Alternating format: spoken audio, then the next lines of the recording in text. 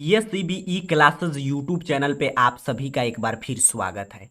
यदि आप भी मैट्रिक बोर्ड परीक्षा 2023 में देने जा रहे हैं तो अभी के इस वीडियो में हम आपके लिए 2023 मैट्रिक बोर्ड परीक्षा के लिए मैथमेटिक्स के चैप्टर जो आपका 3 है, दो चर वाले रैखिक समीकरण युग्म, उससे महत्वपूर्ण ऑब्जेक्टिव प्रश्न की चर्चा करेंगे।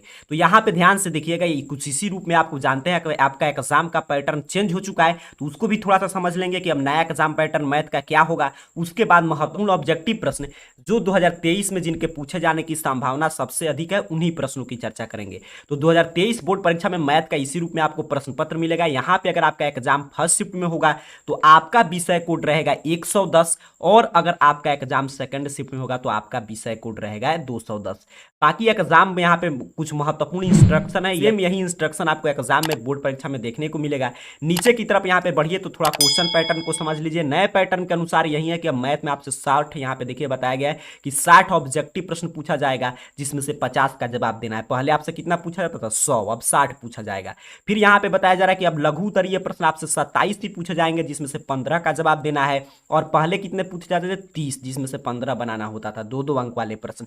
और दीर्घ उत्तरीय प्रश्न पहले के भांति अभी भी 8 ही पूछे जाएंगे, लॉन्ग आंसर टाइप क्वेश्चन, और 4 बनाना है, अर्थात कि 5 नंबर वाले क्वेश्चन में कोई बदलाव नहीं हुआ है। आगे कुछ इंस्ट्रक्शन है, सीधे चलते हैं हम लोग प्रश्न पे। तो सबसे पहले आपको मिलेगा ऑब्जेक्टिव टाइप प्रश्न, और यहां से कहा जा रहा है कि 1 से 60 तक ऑब्जेक्टिव प्रश्न है, किसी 50 का उत्तर दीजिए, इसके लिए आपको 50 अंक दिए जाएंगे। चलिए सीधे चलते हैं प्रश्न पे। अब देखिए चैप्टर 1 और चैप्टर 2 की अगर बात करें तो आपके मैथ का चैप्टर 1 का नाम क्या है? कहिएगा सर रियल नंबर है। बिल्कुल सही, ध्यान से समझिएगा, मैथ के क्लास में थोड़ा सा भी नहीं घबराना चाहिए, सब किसी को समझ में आएगा, बस अंत तक बने रहिए। दूसरा चैप्टर का नाम क्या है? तो कहिएगा बहुपद, अर्थात कि पॉलिनोमियल। देखिए जो दोनों आपके चैप्टर हैं, वास्तविक संख्या और आपका पॉलिनोमियल बहुपद, इन दोनों चैप्टर से जो भी 2023 बोर्ड परीक्षा के लिए महत्वपूर्ण ऑब्जेक्टिव प्रश्न है उसकी चर्चा हम लोग पीछे कर चुके हैं। इसलिए मैं बोलता हूं इस चैनल को सब्सक्राइब करके रखिए ताकि आपको हर एक क्लास का नोटिफिकेशन मिले, क्योंकि इस चैनल पे हम लोग बिल्कुल कम क्लासेस करते हैं, लेकिन जो महत्वपूर्ण क्लास है आपके आने वाले बोर्ड परीक्षा के लिए वही क्लास आपके लिए लाते हैं। तो इसे दोनों चैप्टर का महत्वपूर्ण ऑब्जेक्टिव प्रश्न, क्योंकि कोई भी चैप्टर शुरू करना चाहिए, कोई भी बुक, तो उसको सिलसिलेवार से पढ़ना चाहिए, क्रम से पढ़ना चाहिए। तो अगर आप ये नहीं देखे होंगे तो चैनल को सब्सक्राइब कीजिएगा, प्लेलिस्ट सेक्शन में जाइएगा, वहां पे मैं क्लास 10th मैथ के नाम से प्लेलिस्ट बना दिया, वहां पे क्रम से जैसे ही क्लास खत्म होगा चैप्टर 1, 2, 3 सभी का वीडियोस देकर आप रिवीजन कर सकते हैं। ऐसे में लिंक डिस्क्रिप्शन बॉक्स में दे दिया हूं, वहां से भी क्लास खत्म होने के बाद आप देख सकते हैं। चलिए देखते हैं चैप्टर 3 से कौन कौन से महत्वपूर्ण ऑब्जेक्टिव प्रश्न है। बिल्कुल यहाँ पे इंग्लिश और हिंदी जैसे एग्जाम में पूछा जाता है वैसे ही सेट किया गया है, ताकि एग्जाम वाला फीलिंग लेकर आप प्रश्न को सॉल्व करें। चलिए अब पेन कॉपी लेकर तैयार हो जाइए, एक एक प्रश्न का देने का प्रयास कीजिएगा, आप भी सॉल्व कीजिएगा। नहीं आएगा तो मैं यहाँ पे एक एक प्रश्न आपको सॉल्व करके दिखाऊंगा, तो ध्यान से समझिएगा। अब देखिए पहला प्रश्न क्या कह रहा है। प्रश्न आपसे कह रहा है कि रैखिक समीकरण युग्म, यहाँ पे दिया गया है रैखिक समीकरण युग्म, दो चैप्टर का नाम है, दो चर वाले रैखिक समीकरण युग्म। कह रहा है इसके कितने हल हैं। अब कहानी यहां से शुरू होता है। प्रश्न क्या पूछा है? कितने हल है। यहां पे देखिए तो इस चैप्टर में महत्वपूर्ण फार्मूला हाउ मेनी सॉल्यूशन जो है, इसमें आप जानते हैं हम लोग A1/A2 वाला जो कॉन्सेप्ट निकालते हैं, B1/B2 में जो संबंध निकालते हैं, C1/C2 में, उसी पे समझिए इस चैप्टर से आधे से ज्यादा ऑब्जेक्टिव प्रश्न बेस्ट पूछे जाते हैं। तो उस फार्मूला वाला जो चार्ट है आपके एनसीईआरटी में, उसको जरूर याद कर जाइएगा। चलिए फिलहाल इसको सॉल्व करते हैं। तो जैसे ही एग्जाम में पूछेगा कि कोई भी समीकरण दिया रहेगा, पूछेगा इसके कितने हल हैं, इसकी रेखा कैसी होगी, इसका समीकरण युग्म संगत है कि असंगत, तो इसको बनाने के लिए सिंपल सा मैं बिल्कुल बेसिक से आपको सिखा रहा हूं, अंत तक बने रहिए, एक एक चीज आपको क्लियर समझ में आएगा। आपको दिए गए दोनों समीकरण को पहले वाले को मानना है समीकरण 1, दूसरे वाले को समीकरण 2। फिर से मेरे बात को समझिएगा, एग्जाम में जैसे ही प्रश्न आएगा, अगर पूछेगा तीसरे नंबर चैप्टर से प्रश्न आएगा, बताइए कितने हल हैं, या इसका रेखा कैसे प्राप्त होगा, या समीकरण का युग्म कैसा है, तो दिए गए दो समीकरण में पहले वाले को समीकरण 1 और दूसरे वाले को समीकरण 2 आपको मान लेना है। उसके बाद आपको फाइंड करना है गुरुजी A1/A2, फिर क्या फाइंड करेंगे सर? B1/B2, फिर क्या फाइंड करेंगे सर? C1/C2। काफी शानदार। यहां पे उम्मीद कर रहा हूं आपको क्लियर समझ में आ रहा है। मोबाइल को फुल स्क्रीन मोड में ध्यान से मेरे बात को सुनिएगा। तो तीसरे नंबर चैप्टर से 2023 बोर्ड परीक्षा में कोई भी ऑब्जेक्टिव प्रश्न ऐसा नहीं रहेगा जो हम लोग क्लास से के बाहर आए, क्योंकि एग्जाम में क्या करेगा, इसी पे प्रश्न आएगा, अंक 2 की जगह पर 3, 4 की जगह पर 5 करेगा। बाकी प्रश्न का पैटर्न यही रहेगा। तो अगर पैटर्न आप सीखें तो अंक कुछ भी पूछे आपसे गलत नहीं होगा। तो मूल प्रश्न ये आ गया, ठीक है सर A1/A2 ये सभी निकालना है, लेकिन A1 A2 है कहां, B1 B2 है कहां? यहाँ। तो इसको लिए सिंपल सा कॉन्सेप्ट है कि जो हम गुरुजी समीकरण 1 माने हैं, समीकरण 1 में जो x का गुणांक है ना, यही a1 है। फिर से मेरे बात को कॉन्सेप्ट को सीखिएगा, कॉन्सेप्ट में ही सारा खेल है। जो कॉन्सेप्ट सीखिएगा वो मैथ में 100 में 100 लाएगा। a1 a2 कैसे पहचानेंगे? तो जो समीकरण 1 में x का गुणांक है, चाहे x यहाँ पे रहे, यहाँ पे रहे, यहाँ पे रहे, उससे कोई मतलब नहीं, जो x के पहले लिखा रहेगा वही a1। तो कहिएगा सर 2 लिखा है तो 2 होगा। काफी शानदार, आप समझदार हो चुके हैं। जो समीकरण 2 में x का गुणांक है वही a2 होता है, तो 6। अब देखिए b1 b2, तो जो समीकरण 1 में y का गुणांक है वो b1, तो -3 है, माइनस प्लस में कंफ्यूजन नहीं रखना है। जो समीकरण 2 में y का गुणांक है वो हो जाएगा आपका b2। c1, तो जो समीकरण 1 में कांस्टेंट है सर 2, और जो समीकरण 2 में कांस्टेंट है 5। अब इस कॉन्सेप्ट को सीख के रखिएगा, ऐसे आपको a1 a2 पहचानने में दिक्कत नहीं होगा। चलिए इसको कटाते हैं, तो 2 एकम 2 और 2 3 जा 6 होता है, तो 1/3। यहाँ पे देखिए गुरुजी माइनस से माइनस कैंसिल, 3 1 जा 3 और 3 3 जा 9। ये कटेगा नहीं? कटेगा। अर्थात कि यहाँ पे हमने कंडीशन क्या देखा, मैं थोड़ा सा नीचे कर दे रहा हूँ ताकि आपको क्लियर दिखाई दे। हमने कंडीशन देख लिया सर कि a1/a2 बराबर है b1/b2। कोई कंफ्यूजन नहीं। देखिए यहाँ पे 1/3 आया, यहाँ पे भी 1/3, तो ये दोनों बराबर है, परंतु ये बराबर नहीं है c1/c2। यहाँ पे देख रहे हैं 2/5 हो गया, तो इसके बराबर नहीं है। अब जैसे ही इतना आप लिखेंगे तब आपको आवश्यकता पड़ेगा फॉर्मूला का, जिसको अगर आप याद किए होंगे तो कहिएगा सर इस कंडीशन में हम कहते हैं, पूछा था कितने हल हैं, तो जब a1/a2 बराबर होता है b1/b2 और ये बराबर नहीं होता है c1/c2, तब हम कहते हैं कोई हल नहीं है। काफी शानदार। जो बच्चे कर रहे हैं ऑप्शन भी, उनका समझिए इसका कॉन्सेप्ट याद किए हैं, फॉर्मूला याद किए हैं, क्लियर मैं समझाया हूं कि अगर आप ध्यान से देखे होंगे, एक दो बार और देख लीजिएगा क्लास को, तो ये सभी प्रश्न आपको बउआ टाइप लगेगा। इससे आसान भाषा कुछ नहीं होता है समझने समझाने का। तो ऑप्शन भी जैसे ही ये कंडीशन आएगा कोई हल नहीं हो जाता है सर। ऑप्शन भी ओएमआर सीट रहता है, कलर कर देखते हैं, एक अंक फिक्स और असंगत होता है जब कोई हल नहीं होगा। तो इस समीकरण युग्म कैसा था? असंगत था। और रेखा खींचते तो कैसे आलेख पे रेखा आता? तो समानांतर आता। बिल्कुल शानदार। चलिए आगे पढ़ते हैं, पूरा कॉन्सेप्ट सीखेंगे। दूसरे नंबर प्रश्न की बात करते हैं। यहाँ पे इंग्लिश मीडियम वाले छात्रों के लिए सेम प्रश्न था। देखिए दूसरा नंबर प्रश्न, मैं बोल दिया शुरू में कि 2023 बोर्ड परीक्षा में इसी पैटर्न पे प्रश्न आएगा, अंक चेंज हो सकता है, बाकी सभी यही रहेगा। अब देखिए क्या कह रहा है, कह रहा है के किस मान के लिए समीकरण इतना तथा इतना का अद्वितीय हल है। तो मैंने बताया कि जैसे ही हल पूछेगा सबसे पहले आपको काम क्या करना है, सबसे पहले मानना है पहले वाले को समीकरण 1। काफी शानदार। और सब उसके बाद सब दूसरे वाले को समीकरण 2। क्लियर, आप समझ रहे हैं। अब चलिए, अब देखिए क्या पूछ रहा है कि के का मान बताइए सर जिसके लिए इसका अद्वितीय यूनिक सॉल्यूशन आए। तो अद्वितीय हल कब प्राप्त होता है? तो कहिएगा सर हम पढ़े हैं कि जब a1 में a2 बराबर नहीं होगा b1 में b2, तब क्या आएगा समीकरण युग्म का? अद्वितीय हल। अद्वितीय हल देखिए ऑब्जेक्टिव प्रश्न, इसलिए आपको लिखने की आवश्यकता नहीं, सीधे सीधे आप प्रश्न बनाइए। अद्वितीय हल के लिए कंडीशन यही होता है। चलिए इसको बैठाते हैं। a1, अब कोई कंफ्यूजन नहीं रखना। मैं अभी बताया कि जो समीकरण 1 में x का गुणांक है, जल्दी से कमेंट कीजिए, कहिएगा सर k है। काफी शानदार। a2, जो समीकरण 2 में x का गुणांक है 3 है। क्लियर, सभी छात्र सीख रहे हैं। जो भी मैथ कुछ नहीं आता होगा, अगर पूरे क्लास को अगर आप लोगों का डिमांड आता है पूरा चैप्टर भी, तो ऑब्जेक्टिव प्रश्न पढ़े, चैप्टर वाइज फार्मूला मैंने आपको सिखा दिया और पूरा प्रश्न, तो आपसे एग्जाम में मैथ में 100 में 100 लाने से कोई नहीं रोक सकता, क्योंकि सबसे आसान भाषा में हम लोग सीख रहे हैं। b1, तो अभी मैंने बताया, काफी विद्यार्थी हैं जो समझ चुके हैं, तो कमेंट बॉक्स में जवाब दीजिए। y का गुणांक है 2। b2, तो यहाँ पे y का गुणांक कितना है, कंफ्यूजन नहीं रखना। जब कुछ नहीं है तो कितना है? 1 है। 1 से गुना करेंगे कोई प्रभाव नहीं पड़ेगा, तो यहाँ पे देखिए 1 हो गया। क्लियर, आप समझ रहे हैं। आप चलिए तिरछा तिरछी गुना करेंगे, के में 1 से गुना करेंगे, तो अभी मैंने बताया इसके पहले कुछ नहीं था तो 1 था, तो के ही रह जाएगा। बराबर नहीं का साइन उसी तरह, 3 दूनी 6, के बराबर नहीं है 6, कहाँ दिया गया है गुरुजी? बी पे दिया गया है। काफी शानदार। ऑप्शन बी इसका भी सही आंसर हो जाएगा। जितने टाइप के प्रश्न पूछे जाते हैं मैं पूरा आपको सिखा दे रहा हूं, इससे बाहर कोई प्रश्न नहीं है। प्यार से ध्यान से सीखिएगा, मैथ का क्लास है।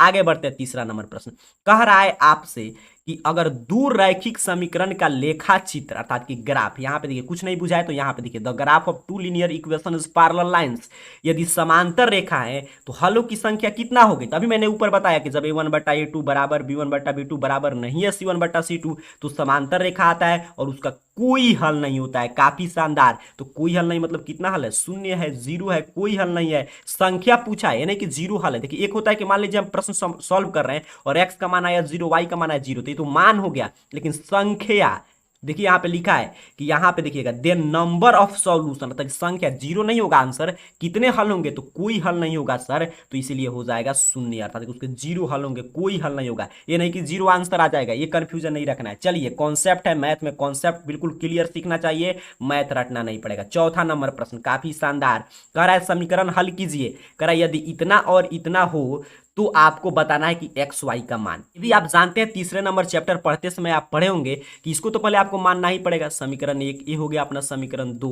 अब आप जानते हैं कि विलोपन विधि है, ग्राफीय विधि है, प्रतिस्थापन विधि है, वज्रगुणन विधि है, तो आप किसी भी विधि से हल करेंगे एक्स वाई का मान तो वहीं आएगा। तो अब सवाल है कि कौन सा विधि का हम प्रयोग करें सर, तो जो विधि से आप जल्दी से निकाल लें, जो हर प्रश्न में आसानी से लग जाए, उसी विधि का प्रयोग करना चाहिए, क्योंकि ऑब्जेक्टिव में नहीं कहेगा कि प्रतिस्थापन से बनाइए, वज्रगुणन से बनाइए, विलोपन से बनाइए, वो कहता है बस एक्स वाई का मान आपको सही निकालेंगे तो एक अंक मिल जाएगा। अब यहाँ पे समीकरण पे अगर हम गौर फरमाएं तो हम देख रहे हैं 2x और 2x बराबर है, अर्थात कि समीकरण को सीधे अगर घटा लेंगे विलोपन विधि का प्रयोग करके तो आसानी से बन जाएगा। आप जो विधि सुटेबल लगता है आप बना सकते हैं। चलिए मैं विलोपन से बना दे रहा हूं। यहाँ पे देखिए तो क्या करेंगे घटाने के लिए, यहाँ पे मैं लिख रहा हूं, उम्मीद कर रहा हूं आपको दिखाई दे रहा होगा। कोई दिक्कत हो रहा होगा तो मुझे एक मोबाइल के स्क्रीन पे लिखना पड़ता है, मोबाइल को फुल स्क्रीन मोड में जरूर करके देखिएगा। 2x प्लस 3y बराबर 11। देखिए मैं बार बार बोल रहा हूँ ऑब्जेक्टिव प्रश्न है तो हमको लिखना पड़ता है कि समीकरण एक में से दो को घटाने पर, इसमें लिखेंगे नहीं, सिर्फ आंसर निकालना है। फिर 2x माइनस 4y बराबर माइनस 24। अब घटा रहे हैं सर तो साइन चेंज होगा, minus minus minus plus, minus minus plus, इसको घटाएंगे तो एक कैंसिल हो गया, कैंसिल का मतलब घट के जीरो हो गया। यहाँ पे मैं अब लिखूंगा, यहाँ पे ध्यान से देखिए 4 3 कितना हो गया 7y, और यहाँ पे भी प्लस वाला ज्यादा है तो इसको जोड़ देंगे तो 4 1 अपना 5, फिर यहाँ पे 2 1 3 क्योंकि माइनस प्लस में हो गया था। अब देखिए 7 से 35 कटा देंगे, 7 5 35, y बराबर आ गया सर 5। अब y हमने निकाल लिया 5। अब आप जानते हैं कि putting the value of y in equation first और सेकंड, आप y का मान किसी भी समीकरण में रख सकते हैं, लेकिन ऑब्जेक्टिव है सीधे सीधे चलिए समीकरण एक में रखते हैं, दो में भी रखिएगा x का मान वही आएगा। तो 2x और 3y की जगह पर हमने निकाला 5 बराबर 11, अर्थात कि 2x बराबर 11 और प्लस है तो 5 दिए यहाँ पे 15, 8 नहीं क्या हो जाएगा 15, प्लस था तो इधर आके हो गया माइनस 15। अब देखिए x बराबर 15 में से 11 घटाइएगा तो माइनस की संख्या ज्यादा, माइनस और इधर गुना में है तो भाग में, अर्थात कि हो गया माइनस। अर्थात कि फाइनल हमने क्या बता दिया, x बराबर -2 y बराबर 5 कहीं पे दिया गया है, तो ये बिल्कुल दिया गया है डी पे सर। काफी शानदार, ऑप्शन डी सही आंसर कर देंगे 4 नंबर प्रश्न का। इसी तरह आपको जो विधि सुटेबल लगे एग्जाम में जल्दी से बना के आंसर निकालिएगा, 1 नंबर का प्रश्न था। चलिए आगे बढ़ते हैं, 5 नंबर प्रश्न देखते हैं। देखिए कितना शानदार शानदार प्रश्न मैं आपके लिए लेकर आया हूं, इसलिए मैं बोल रहा हूं इतना ध्यान से पढ़ लेंगे। चैप्टर 1 2 का भी लिंक मैं दे दिया हूं, चैनल को सब्सक्राइब करके रखिए, आपके लिए ऐसे ही सभी विषय का महत्वपूर्ण क्लास यहाँ पे आएगा। कह रहा युगपत रैखिक समीकरण का निकाय इतना है, a1x बराबर इतना, ये दिया है 2 समीकरण। कह रहा अनगिनत हल कब प्राप्त होते हैं। अब देखिए सीधे सीधे फार्मूला पूछा, इसलिए मैं बोला फार्मूला जो है जो चार्ट बनाया गया a1 a2 वाला, उसको जो संबंध बताया गया उसको जरूर याद रखिएगा। कह रहा है कि a1x b1y जानते हैं समीकरण ऐसे ही रहता है, दो चर वाले रैखिक समीकरण युग्म, ये समीकरण 1 है, ये समीकरण 2 है। अब कह रहा है अनगिनत हल कब प्राप्त होते हैं, कौन सा कंडीशन में अनगिनत हल प्राप्त होता है सर, प्रश्न यही पूछा जा रहा है। तो कहिएगा सर जब a1 बटा a2 बराबर b1 बटा b2 बराबर c1 बटा c2, तब आलेख रेखाएं संपाती अर्थात कि एक ही रेखा पर आती है और अनगिनत हल, तो ऑप्शन डी। काफी शानदार, यहां पे देख लीजिए प्रश्न पूछा था इंग्लिश मीडियम में, सेम प्रश्न था, ऑप्शन डी सही आंसर कर देंगे। ये उम्मीद कर रहा हूं प्रश्न सीख रहे हैं, जितने टाइप के प्रश्न इस साल पूछे जा सकते हैं 2023 में मैं पूरा करा दे रहा हूं, सिर्फ अंक बदलेगा, बाकी सेम पैटर्न पे प्रश्न रहेगा। एग्जाम में धुआं धुआं मचा कर आइएगा, सभी चैप्टर का ऑब्जेक्टिव प्रश्न कर लेंगे, ऑब्जेक्टिव आपका 50 में 50 सुनिश्चित हो जाएगा। अब देखिए क्या कह रहा है कि युग्म समीकरण इतना तथा इतना का हल है। चलिए आप लोग भी सॉल्व करके बताइए, मैं अभी सिखा रहा हूं ऐसा ही प्रश्न। मैंने क्या बोला, अंक चेंज होगा, तो अंक चेंज कर दिया, लेकिन काफी टेक्निकल प्रश्न है, ध्यान से समझिएगा। यहाँ पे देखिए पहले को हमने मान लिया समीकरण 1, दूसरे को हमने मान लिया समीकरण 2। अब कह रहा है इसका हल बताइए, यही प्रश्न पूछा है। तो अब देखिए इसको हल निकालने के लिए सबसे पहले हम निकालेंगे सर क्या, a1 बटा a2, काफी शानदार। फिर हम क्या निकालेंगे गुरुजी, b1 बटा b2, बिल्कुल सही। फिर क्या निकालेंगे, c1 बटा c2 निकालेंगे। अब a1 तो मैंने अभी बताया, जो समीकरण 1 में x का गुणांक है कितना है, 2 है, कोई कंफ्यूजन नहीं। a2 तो जो समीकरण 2 में x का गुणांक है कितना है, आप लोग बताइए। अगर आप कह रहे हैं 12 तो आप गलत हैं, क्योंकि मैंने क्या बताया कि जो समीकरण 2 में x का गुणांक है, देखिए कितना कंफ्यूजन किया है, जैसे ही आप थोड़ा सा गलती करें तो आपका पूरा प्रश्न गलत हो जाता है। तो इसमें x इधर कर दिया है, आपके दिमाग देखने के लिए कि आप शांति से मैथ को सॉल्व कर पा रहे हैं कि नहीं। तो x का गुणांक कितना है सर, 6 है। कटा देते हैं यहाँ पे, 2 एकम 2, 2 तिहाई 6, 1/3 आ गया। b1 तो जो समीकरण 1 में y का गुणांक है तो y का गुणांक 4 है, कोई कंफ्यूजन नहीं। B2 तो जो समीकरण 2 में y का गुणांक है तो y का गुणांक कितना है 12। बस यही कंफ्यूजन यहाँ पे क्रिएट किया था कि आप समझ पा रहे हैं कि नहीं, इसलिए मैं बोला पूरा क्लास देखिएगा, एग्जाम में एक भी प्रश्न गलत नहीं होगा। तो ये भी होगा 4 एकम 4, 4 तिया में 12, 1/3। C1 तो यहाँ पे 3 है, बिल्कुल सही। C2 यहाँ पे 6 है, माइनस में भी करते तभी माइनस माइनस कर देते हैं, यहाँ पे कटाइएगा तो कितना हो जाएगा 1/2, अर्थात कि फिर क्या कंडीशन आ गया सर, A1/A2 बराबर है B1/B2 बराबर नहीं है C1/C2, क्योंकि ये सभी 1/3 1/3 आ रहा है, 1/2 आ गया तो इसलिए बराबर नहीं है। तो अभी ऊपर वाले प्रश्न में हम लोग पढ़े थे कि एक कंडीशन आता है तो कोई हल नहीं होता है, नो सॉल्यूशन। काफी शानदार ऑप्शन है, क्योंकि आलेख रेखाएं समानांतर हो जाती है, समीकरण युग्म असंगत हो जाता है, इसीलिए कोई हल नहीं, छठा का हो जाएगा ऑप्शन ए। उम्मीद कर रहा हूं आप क्लियर समझ रहे हैं, मैं बार बार बोल रहा हूं, इससे आसान भाषा में आपको कोई नहीं समझाएगा। आगे बढ़ते हैं 7 नंबर प्रश्न, कह रहा है के किस मान के लिए। देखिए कितना शानदार प्रश्न आपसे पूछा गया कि फॉर व्हाट वैल्यू ऑफ के, कह रहा है कि के किस मान के लिए समीकरण इतना तथा इतना की संपाती रेखाएं प्रदर्शित करेगी। अब देखिए, तो पहले तो मैं बोला कि ऐसे प्रश्न जैसे ही आएगा वैसे ही पहले को समीकरण 1, दूसरे को समीकरण 2 मानना है। अब कह रहा है संपाती रेखा, उसमें क्या पूछा था, प्रतिच्छेदी रेखा, तो उस बार आपसे संपाती रेखा, तो थोड़ा सा मैं इसको नीचे कर दे रहा हूं, प्रश्न आपको दिखाई दे रहा है, बिल्कुल दिखाई दे रहा है। चलिए, संपाती रेखा के लिए क्या कंडीशन आता है, यही मैं आपसे पूछना चाहूंगा। तो कहिएगा सर संपाती रेखा तभी होता है जब A1/A2 बराबर हो, B1/B2 बराबर हो, C1/C2 तीनों बराबर हो जाएगा तो क्या होगा, संपाती रेखा, और समीकरण युग्म के अनगिनत हल हो जाते हैं। अब कह रहा है संपाती रेखा कब प्रदर्शित करता है, यही प्रश्न आपसे पूछ रहा है। तो अब देखिए ये तीनों कंडीशन बराबर होना चाहिए। अब कह रहा है के का मान बताइए, तो के के लिए फिर इसमें मान पुट करेंगे, तो के, तो यहाँ पे देखिए पहले A1 तो x का गुणांक है कितना है 1 है, यहाँ पे x का गुणांक जल्दी से बताइए, अब 3 है, काफी शानदार। अब हमको B1 B2 का मान रखना है, तो B1 B2 तो यहाँ पे देखिए B1 जो y का गुणांक है 2 और B2 जो y का गुणांक है k, बस हमको k का मान चाहिए, तो C1 C2 की कोई आवश्यकता नहीं, इतना ही पर हम लोग निकाल सकते हैं। तो यहाँ पे देखिए तिरछा तिरछी गुना करेंगे, k बराबर 3 दूनी 6, कहीं दिया है, बिल्कुल दिया है, काफी शानदार कॉन्सेप्ट अगर आप सीख कर बनाएंगे तो कोई भी एग्जाम में प्रश्न गलत नहीं होगा, ऑप्शन डी। उम्मीद कर रहा हूं आप समझ चुके हैं, क्लियर। चलिए आगे बढ़ते हैं, 8 नंबर प्रश्न कह रहा है कि अगर A1/A2 बराबर B1/B2 बराबर C1/C2 तो समीकरण निकाय के कितने हल होंगे, यही प्रश्न पूछा जा रहा है। तो यहीं पे देखिए ऊपर देखिए क्या था कि इसके लिए संपाती रेखाएं प्रदर्शित करेगी तो अनगिनत हल होगा, अभी कंडीशन आया था, तो अनगिनत हल कहां दिया गया, ऑप्शन सी, 8 का हो जाएगा ऑप्शन सी। बहुआ टाइप प्रश्न हो जाएगा, पूरा चैप्टर पढ़िएगा जाकर चैनल पे, सभी मैं 1 2 भी पढ़ा चुका हूं, तो आपसे एग्जाम में कोई गलत नहीं होगा प्रश्न। अब देखिए 9 नंबर प्रश्न, कह रहा है समीकरण को हल कीजिए। यहां पे फिर तो हल करने के लिए समीकरण 1, अब तो जल्दी जल्दी आप फास्ट हो चुके हैं, सभी बहुआ टाइप प्रश्न है। समीकरण 2, अब कौन सा विधि प्रयोग करेंगे, तो कहेगा सर इसमें भी 3x बराबर है, आप कोई भी विधि प्रयोग कर सकते हैं, लेकिन जब 3x बराबर है तो क्या कर देंगे, विलोपन विधि, सीधे घटा देंगे समीकरण 1 - 2, तो यहां पे 3x - y बराबर 0, 3x + 5y बराबर सर 36, घटा रहे हैं गुरुजी, साइन चेंज कीजिए, माइनस माइनस 3x से 3x कैंसिल होकर 0, यहाँ पे -6y, यहाँ पे -36, माइनस से माइनस कैंसिल, 6 से 36 कैंसिल, अर्थात कि y बराबर आ गया सर 6। क्लियर, आप समझ चुके हैं, y बराबर आ गया 6। अब चलिए अब y का मान किसी भी समीकरण में रखिए, putting the value of y in equation first और सेकंड, फर्स्ट या सेकंड किसी में रखिएगा, x का मान सेम आएगा। तो y 6 फर्स्ट में मैं रख दे रहा हूं, तो 3x - 6 बराबर 0, या x बराबर -6 है तो +6, गुना में है तो भाग में, 3 दूनी 6, x बराबर 2 y बराबर 6, कहां पे दिया गया x बराबर 2 y बराबर 6, तो ऑप्शन ए पे ही दे दिया है, तो ऑप्शन ए सही आंसर हो जाएगा। एग्जाम में देखिएगा गर्दा मचाना है तो पूरा क्लास देखिए, हर मैथ का चैप्टर वाइज में हम लोग ऑब्जेक्टिव प्रश्न पढ़ लेंगे, इससे बाहर कोई प्रश्न नहीं आएगा। एग्जाम में क्या करेगा, 3x और 4x, यहाँ पे भी 4x करेगा, पैटर्न सेम चलेगा। चलिए आगे बढ़ते हैं, 10 नंबर प्रश्न की बात करते हैं। कह रहा है यदि दो चर में दो रैखिक समीकरण की आलेख रेखाएं प्रतिच्छेदी हो तो हल की संख्या क्या होगा। कह रहा है आलेख खींच रहे सर, प्रतिच्छेदी हो रहा है तो एक बिंदु पे काट रहा है ना, तो इसीलिए एक ही हल होगा, ओनली वन सॉल्यूशन। काफी शानदार, ऐसे आपको नहीं समझ में आता तो रटे भी होंगे कि जब A1/A2 बराबर नहीं है B1/B2 तो समीकरण युग्म संगत, आलेख रेखाएं प्रतिच्छेदी और सिर्फ एक हल होते हैं, अद्वितीय हल होता है, क्योंकि एक बिंदु पे प्रतिच्छेद कर रही इसीलिए एक हल ही होगा। तो ऑप्शन ए सही आंसर कर देंगे। क्लियर, कोई कंफ्यूजन नहीं। आगे बढ़ते हैं, 11 नंबर प्रश्न। कह रहा है इसका हल बताइए, तो हल बताने के लिए इसको मानेंगे सर समीकरण 1, इसको मानेंगे समीकरण 2। चलिए आपको क्लियर दिखाई दे रहा है, समीकरण 1 और 2 हम मान लिए, यहाँ पे देख सकते हैं, यहाँ पे समीकरण 1 है, यहाँ पे समीकरण 2 है।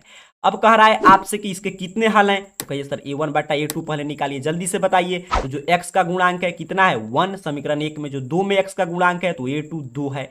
चलिए b1 बटा b2 निकाल कर बताइएगा, तो कहिएगा सर जो समीकरण 1 में y का गुणांक है तो y के पहले 2, जो समीकरण 2 में y का गुणांक है 4, कट जाएगा 1 बटा 2। अब c1 बटा c2 निकालना पड़ेगा क्योंकि दोनों बराबर आ गया, नहीं आता तो नहीं निकालते। तो c1 कितना है सर, तो जो यहाँ पे कांस्टेंट है समीकरण 1 में, तो समीकरण 2 में कांस्टेंट है। तो अब देखिए फिर यहाँ पे कंफ्यूजन क्रिएट किया, यानी कि यहाँ पे -8 है तो यहाँ पे 16 लिख दिए, गलती नहीं करना है क्योंकि यहाँ पे देखिए बराबर के इधर है, तो नहीं तो बराबर के इधर इसको भेजिए, नहीं तो इसको बराबर के इधर भेजिए, तो इसी को भेज देते हैं 16 प्लस में, तो इधर आके क्या हो जाएगा, अर्थात ये समीकरण हमारा इस तरह हो गया 2x + 4y -16 बराबर 0। तो c2 कितना हो गया -16। बस यही देखिए माइनर गलती कितना पकड़ रहा है बोर्ड कि अगर थोड़ा सा माइनर मिस्टेक आप करते हैं तो आपका एक अंक खत्म और आपका जो सपना है मैथ में 100 में 100 लाना वो पूरा नहीं हो पाएगा। अब इसको कटाइएगा तो 8 है कम 8, 8 दूना 16। और इस क्लास से यही समझना है कि बारीकी से कैसे प्रश्न को सॉल्व करते हैं, सिर्फ महत्वपूर्ण और वीवीआई प्रश्न। अब देखिए तीनों बराबर है, यहाँ पे देख रहे हैं मुझे लिखने की आवश्यकता नहीं, आप समझदार हो चुके हैं। a1 बट्टा a2 बराबर है b1 बट्टा b2 बराबर है c1 बट्टा c2। तो इस कंडीशन में क्या होता है मैं अभी आपको बताया, तो इस कंडीशन में जब तीनों बराबर हो जाएं तो संपाती आएगा, रेखा एक ही पर 1 2 और हर जगह टच करेगा, इसीलिए अनंत हल कर देंगे। ऑप्शन बी 11 का सही आंसर हो जाएगा। उम्मीद कर रहा हूं आपको मैथ सीखने में आनंद आ रहा है, बिल्कुल आसान भाषा में हम लोग सीख रहे हैं, ध्यान से समझिएगा। 12 नंबर प्रश्न कह रहा है यदि समीकरण निकाय इतना और इतना का एक अद्वितीय हल हो तो, फिर अद्वितीय हल आप कहेगा सर बउआ टाइप प्रश्न है, जल्दी से इसको समीकरण 1 लिखिए, समीकरण 2 लिखिए। काफी शानदार, अब आप फास्ट हो चुके हैं, तूफानी लाल बन चुके हैं। तो समीकरण 1 मान लिया, समीकरण 2 अद्वितीय हल आया। अभी मैंने ऊपर बताया कि कब आता है, तो जब a1 बट्टा a2 बराबर नहीं है b1 बट्टा b2, एक कंडीशन पूरा करेगा क्योंकि प्रश्न में कह दिया कि अद्वितीय हल है। a1 x का गुणांक समीकरण 1 में 4, a2 समीकरण 2 में x का गुणांक बराबर नहीं होना चाहिए b1, तो y का गुणांक b1, y समीकरण 2 में y का गुणांक b2, यहाँ पे 2 से 2 कैंसिल, अर्थात कि k बराबर नहीं है 4। ऑप्शन बी, कितना शानदार, देखिए कितना शानदार तरीका से आप सीखेंगे, कोई प्रश्न एग्जाम में गलत नहीं होगा 12 का भी। चलिए उम्मीद करो आप सीख रहे हैं प्रश्न को। क्लास को लाइक कीजिए, चैनल को सब्सक्राइब करके रखिए क्योंकि हम लोग ऐसे ही सभी विषय का आप लोग क्लास, अगर पूरा मैथ आपको आता है कि नहीं, पूरा मैथ आप आसान भाषा में पढ़ाइए जिससे कि मैथ में 100 में 100 लाएं, तो हम लोग सब्जेक्टिव भी पढ़ेंगे, कोई आपको थोड़ा सा भी चिंता नहीं लेना है, पूरा फार्मूला भी पढ़ लेंगे ताकि कोई दिक्कत नहीं। देखिए आगे बढ़ते हैं। 13 नंबर प्रश्न क्या कह रहा है कि इसका हल बताइए। तो चलिए किसी भी विधि से आप बना सकते हैं, मैं बार बार बोल रहा हूँ कि जो विधि आपको इच्छा करे, प्रतिस्थापन, विलोपन, वज्रगुणन, किसी से बनाइए, लेकिन मैं विलोपन का प्रयोग क्यों कर रहा हूँ क्योंकि मुझे दिखाई दे रहा है यहाँ पे प्लस वाई है माइनस वाई है, तो सीधे मैं जोड़ दूंगा समीकरण, हल हो जाएगा। चलिए मैं जोड़ दे रहा हूं, समीकरण 1 में समीकरण 2 को जोड़ने पे मैं लिख नहीं रहा हूं क्योंकि यहां पे ऑब्जेक्टिव प्रश्न हम लोग सॉल्व करें, जोड़ रहे हैं, साइन चेंज नहीं होगा। x x 2x यहां पे कैंसिल हो जाएगा सर, 14 4 18, 2 से 18 कैंसिल कर देगा 9। अब x का मान कहीं पे भी रख सकते हैं, समीकरण 1 या 2 में, 1 में रखिए या 2 में, कोई फर्क नहीं पड़ेगा।